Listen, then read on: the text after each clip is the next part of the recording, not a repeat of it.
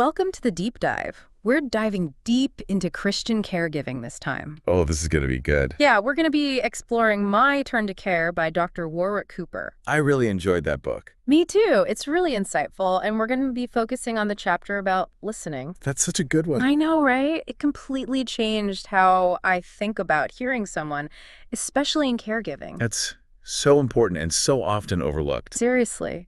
And what I found so fascinating is that Dr. Cooper doesn't just talk about how to listen. Right. He connects it to this deeper purpose. Exactly, like a spiritual purpose behind caregiving. Yes.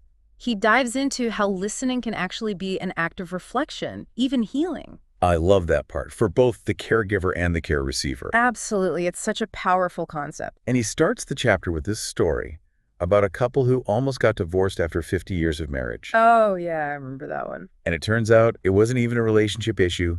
The husband just needed hearing aids. Can you imagine? Talk about a wake-up call on the importance of actually listening. Right. Sometimes the simplest things make the biggest difference. Totally. And Dr. Cooper uses that story to show how often we jump to conclusions. Without really hearing what someone is trying to say. Yeah, both verbally and non-verbally. All those cues we miss when we're not paying attention. And that's where he gets really practical, which I appreciate. He talks about setting the right environment for listening. Oh, like turning off the TV and putting your phone away? Yeah, exactly. When's the last time you actually did that? Just to focus on listening to someone. It's so true. We're constantly bombarded with distractions. It's crazy. We forget how important it is to just be present with someone.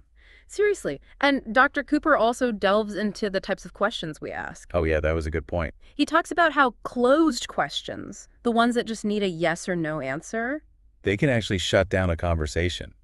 instead of opening it up. Instead of inviting someone to share more. Right, exactly. He suggests using more open questions. The ones that encourage more than a one-word answer. Yeah, like instead of, are you feeling okay? You could ask, what's been on your mind lately? Exactly. That small change can make a world of difference. It really can, and it shows that you're genuinely interested in hearing what they have to say. It's about creating that space for them to open up. And that's where his expertise as a therapist really shines through. I agree. He really knows how to get people to talk. He gives this breakdown of subtle cues to watch for. Like what? Changes in tone, body language, even specific word choices. It's like he's giving us a crash course in reading people. Right, we're learning to read between the lines. To understand what's really going on beneath the surface. Exactly, and it helps us provide more empathetic and effective care. And don't forget, this book is specifically about Christian caregiving. Oh, right. And he ties it all back to faith in such an interesting way. How so? Well, he points out that even Jesus, before healing someone, he listened to their needs. Wow, that's a good point. It's about building trust and connection, just like Jesus did. Seeing the person as a whole, not just their illness. I love that, seeing them as Jesus saw them, worthy of love and compassion. And attentive listening, that's huge. Absolutely. And, speaking of deeper understanding, Yeah. this is where Dr. Cooper brings in this concept of trauma-informed care. Oh, I was fascinated by that. Me too. It's this idea that caregiving, past trauma, and healing, they're all interconnected. It's not something we often think about. It's true, but he argues that illness can actually be a time for reflection. Even for processing past pain. It's like the body's way of saying, hey, there's some emotional healing that needs to happen too. That's a really interesting way to look at it. I know, right? And in this context, the caregiver becomes kind of like a compassionate guide. It's a different kind of caregiving, but just as important. Absolutely. And, he actually backs this up with a story about a trauma therapy training he attended in New York City. Oh, right after 9/11. Yeah. And he learned this powerful method for addressing past trauma. What's really interesting is that this method doesn't have a cutoff date. It can be addressed years, even decades later. That's huge. So many people carry around past hurts thinking it's too late for healing. Or that they should be over it by now. Exactly, but this method shows that's not the case. Healing is always possible. I love that message of hope, and to illustrate this, he uses an example from his own work. Really? Yeah, he talks about working with school children who survived a bus accident. Oh, wow, that must have been tough. I know, and he found that by asking those open-ended questions we were talking about earlier, The ones that encourage deeper reflection. yeah, he was able to help them process their emotions and begin to heal. That's amazing, the power of listening and asking the right questions. It's incredible, right? It can make such a difference in people's lives. And not just in those extreme cases, but in everyday interactions, too. Absolutely. It's a reminder that we all have the power to listen with empathy and create space for healing. I love that message. It's so powerful. It really is. And it makes me want to be more intentional about how I listen. Me too. It's a good reminder for all of us. Absolutely. And on that note, I think we should probably take a quick break. Yeah, that sounds good. We'll be right back after this short message to delve even deeper into My Turn to Care. Oh, I'm ready to dive back in. Yeah. You know, what really struck me was how he connected this idea of unearthing buried trauma to the act of listening itself. Oh, yeah. He was saying that just having someone bear witness to our pain, someone who listens without judgment or interruption, Right. that can be incredibly healing in itself. It really makes you think about how often we try to jump in with solutions, Oh, totally. instead of just being present and holding space for someone to process their feelings. Yeah, like we're so uncomfortable with silence or strong emotions Exactly. that we just want to make it better. But sometimes the most compassionate thing you can do is just be there. I agree. It's about being present, not fixing. And he even talks about how even professionals, people who are trained in active listening, Right, like therapists and counselors. yeah, even they find it emotionally taxing sometimes. It's true. It takes a lot of energy to be that present for someone.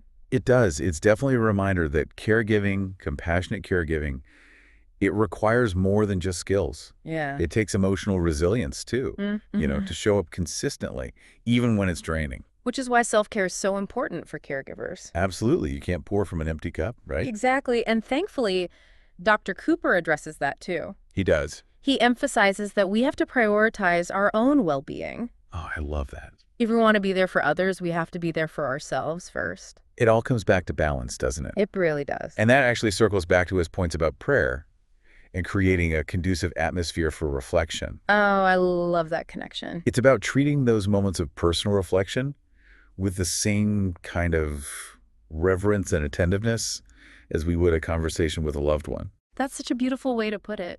Like finding that quiet space, minimizing distractions, being fully present in the moment. It sounds so simple, but it's so easy to let those moments slip away. It is, especially in our busy lives and, in the context of Christian caregiving.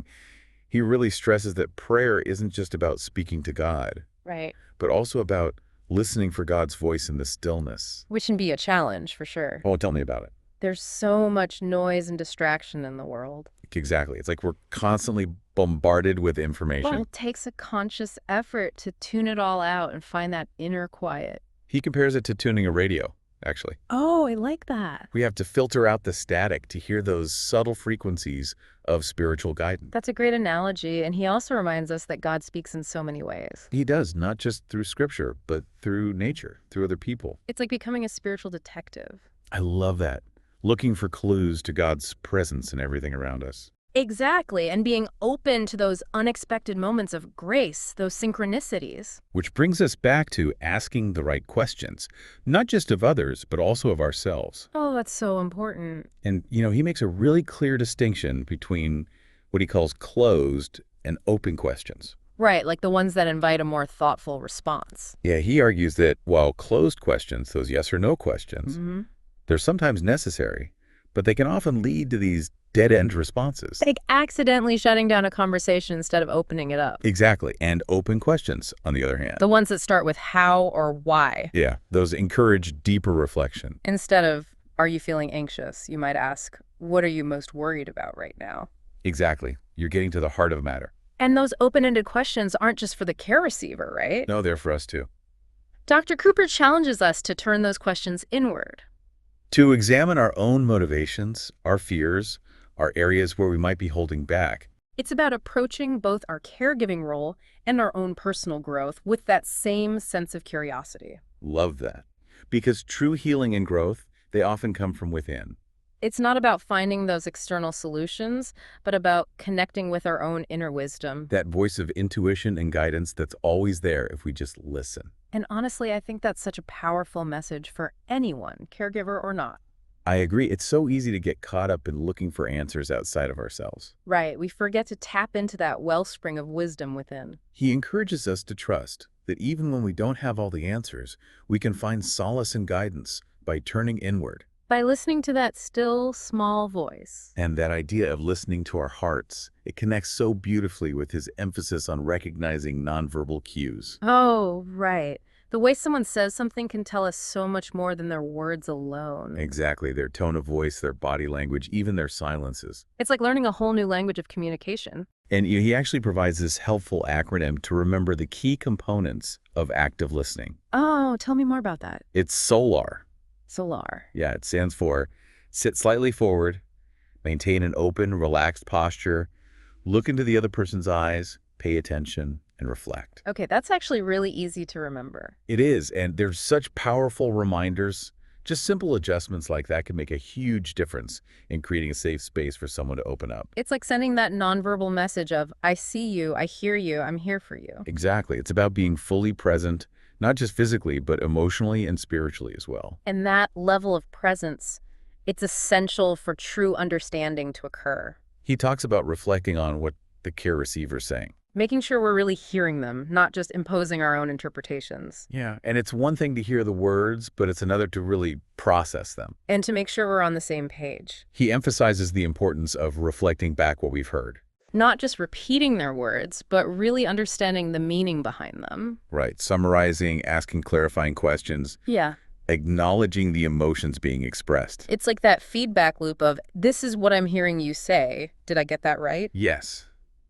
And it's okay to get it wrong sometimes. Oh, for sure. He actually encourages us to embrace those moments of misunderstanding. As opportunities to learn and grow. Exactly. It's not about being a perfect listener, but about being an engaged and attentive listener. Someone who's willing to learn and grow alongside the other person. And, it's about approaching those conversations with humility Knowing that we don't always have the answers. and being open to seeing the world through their eyes. It's about recognizing that we have something valuable to learn from every interaction, from every person we encounter.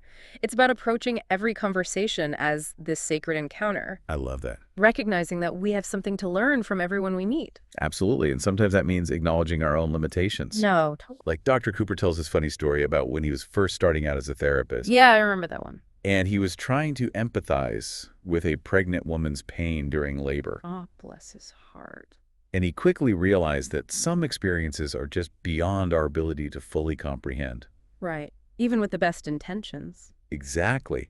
And it's a good reminder to approach these conversations with humility.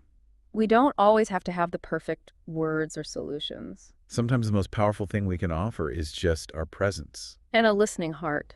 He also cautions against speaking untruths or making promises we can't keep, in an attempt to comfort someone. Oh, I know what you mean. Like, as tempting as it is to say, everything will be all right. It's not always helpful. He believes that honesty and authenticity, even when it's tough, Yeah. they're essential for building genuine trust. Because true comfort comes from knowing that someone is with us in our pain, not trying to fix it. Exactly, and that they're being real with us. Authenticity and vulnerability, those are strengths, not weaknesses. They allow us to connect on a deeper level. It's about creating a space where it's okay to not have all the answers, And to admit our own struggles. to lean on each other. They're all in this together, right? And I think in the context of Christian caregiving, he ties this beautifully to the concept of spiritual care. Oh, absolutely. It's about recognizing that we're not just physical and emotional beings. Right? We have a spiritual side too. It's about tending to the soul, creating space for reflection, for prayer, for connection to something bigger than ourselves. So it's not about imposing our own beliefs on someone. No, not at all. It's about creating a safe space for them to explore their own spirituality. Asking those open-ended questions like, what brings you comfort? Or where do you find strength? Exactly. And recognizing that everyone's spiritual journey is unique. Meeting them where they are. With compassion and understanding. And Dr. Cooper reminds us that this journey, it often involves confronting difficult emotions. It does, both our own and the person we're caring for. Which brings us back to that powerful concept of trauma-informed care. It all ties together, doesn't it? It really does. It's about understanding how past experiences can shape our present. And how healing is possible, even years later. And he shares those insightful examples from his own work. Oh, like the school children who survived that bus accident. Yes, and his experiences working in a federal prison. Wow, he's seen a lot. He has, and through it all, he's learned that these Difficult experiences, as painful as they are, Right. They can also be opportunities for growth. for healing, for transformation, He even says that sometimes God uses those experiences to draw us closer to him. to equip us to be vessels of love and healing. It's a powerful reminder that our struggles don't define us. It's how we respond to them that matters. And that's where listening comes in. Asking the right questions, creating that safe and compassionate space. It's about setting the stage for healing and growth. This deep dive has been incredible, wouldn't you say? It really has. Dr. Cooper's insights are so valuable. They've given us so much to think about, And to apply in our own lives. whether we're caregivers or not. Absolutely. The principles he outlines, they can help us all. Build deeper connections, be more empathetic, have more meaningful relationships. It's about being present, truly present, in a world that's constantly trying to distract us. And listening with our whole hearts. Recognizing that sacredness in every encounter. Approaching each other with curiosity, compassion, and a willingness to truly see and hear one another. So beautifully said. I love that. Thank you for joining us for this deep dive into the world of Christian caregiving. Been a pleasure. Until next time, may your ears be open, your heart be full, and your spirit be nourished by the power of listening.